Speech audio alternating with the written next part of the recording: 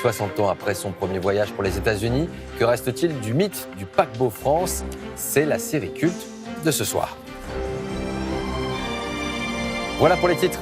Bonsoir à tous. Ce n'est pas la première fois que les Jeux Olympiques résonnent avec l'époque.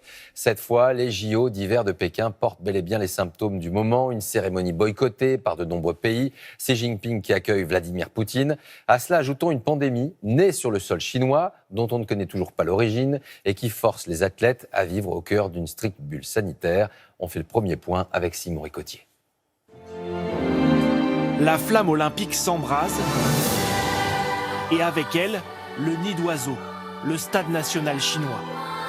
Pékin est officiellement la première ville à accueillir les Jeux d'hiver après ceux d'été en 2008. Je déclare les 24e Jeux Olympiques d'hiver de Pékin ouverts. 3000 figurants contre 14 000 en 2008.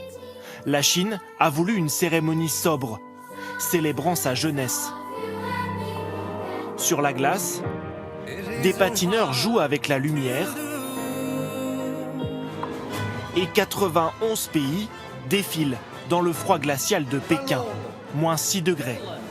Ce qui n'a pas empêché ce téméraire athlète du Samoa de parader torse nu. Moins courageux mais tout aussi fiers, les tricolores immortalisent ce moment avec leur téléphone.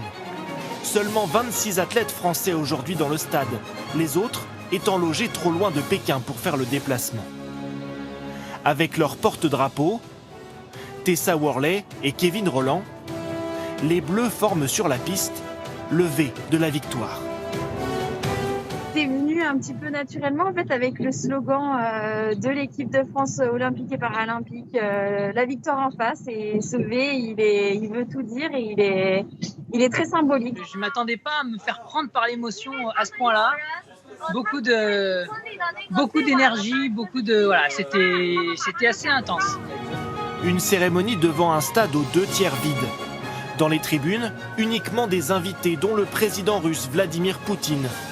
Plusieurs pays dont les États-Unis et le Royaume-Uni appliquant un boycott diplomatique de ces Jeux.